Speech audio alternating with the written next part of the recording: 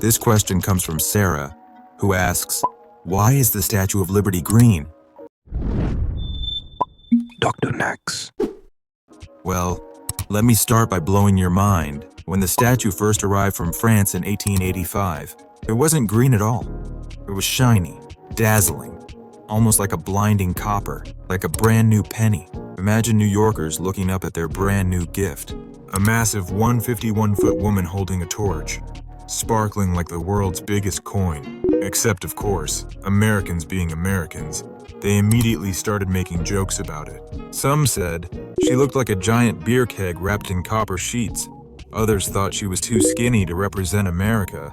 And believe it or not, newspapers even complained that the statue was ugly. But here's where things get interesting. Copper doesn't stay shiny forever. The air around New York Harbor is salty, moist, and filled with industrial pollution. Slowly, year after year, the copper skin of Lady Liberty started reacting with oxygen, rain, and sulfur from coal smoke. First, she turned brown, then darker, then blotchy green patches appeared on her face and robes, until finally she became fully covered in that weird green color we now call patina. And here's the twist. What looked like decay was actually protection. That thin green layer is like a natural armor. It stopped the metal beneath from corroding away completely. Without that chemical makeover, the Statue of Liberty would have collapsed into a pile of scrap metal by now. But instead, she stood taller, greener, and oddly more beautiful. Of course, not everyone liked it at first. By the 1920s, people were horrified that America's great symbol had gone from shiny copper goddess to swamp monster chic. Congress even debated spending a fortune to polish her back to her original shine. But engineers said no, because scrubbing off the green patina would basically be like peeling off her skin. Imagine exfoliating someone to death. So they let her stay green. And over time, Americans grew to love it. In fact, today it's hard to even imagine Lady Liberty without that sea green glow. Take away her color, and she looks bad. And here's the creepy part. If you could peel off all her copper sheets and melt them down, the entire statue would only be about 2 pennies thick. That's right, the skin of the most famous monument in America is thinner than the crust of your mom's apple pie. The only reason it hasn't collapsed is because the green patina acts like a shield.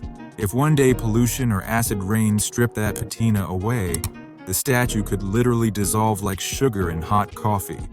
Now let's go darker. Imagine the Statue of Liberty wasn't green, but blood red. Scientists say copper can turn different colors depending on the chemicals it touches.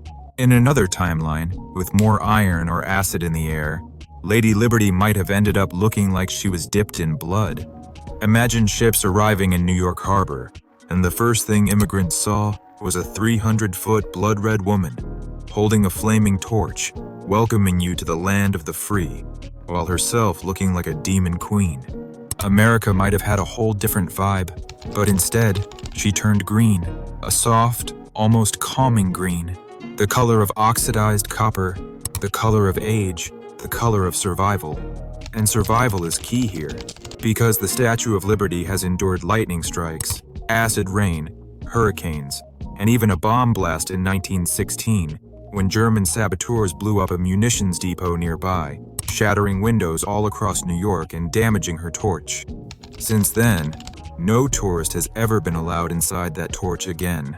That's right, the view you see in postcards, nobody alive today has stood inside it since World War I. But still, she remains, standing tall, holding her torch, glowing green against the New York skyline. To immigrants arriving in the 19th and 20th centuries, she wasn't a chemistry experiment. She was the first glimpse of hope after weeks trapped on a ship. Imagine you're crammed on a boat, seasick, starving, terrified of what awaits you in a strange country, and suddenly through the fog, you see her face, green, glowing, silent, unshakable. She wasn't just a statue, she was a promise.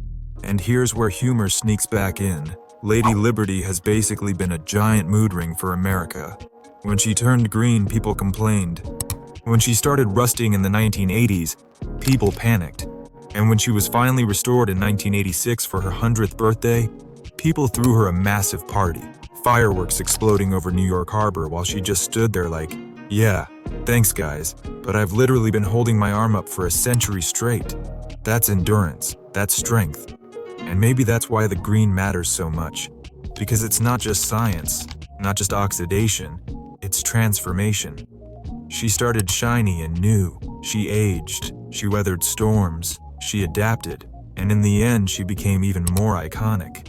Just like the country she represents, flawed, battered, sometimes ugly, but still standing, still shining, still surviving. So the next time you see the Statue of Liberty, don't just see green, see resilience, see history. See every immigrant who cried when they saw her for the first time. See every soldier who sailed home and felt comfort when her torch came into view. And see a reminder that beauty doesn't always mean perfection. Sometimes it means scars, sometimes it means wrinkles, sometimes it means turning green when the world expected you to stay shiny. That's the real secret of the Statue of Liberty. She isn't just green because of chemistry. She's green because she's alive in the hearts of millions who still believe in what she stands for. Want to explore more? Ever thought what would happen if we throw an ant from the top of the Empire State Building? This is awesome. Click here to watch the full video, and don't forget to like and subscribe this channel because your one like and subscribe motivate me and my team to produce such educational content for you. Thanks for your time. Bye.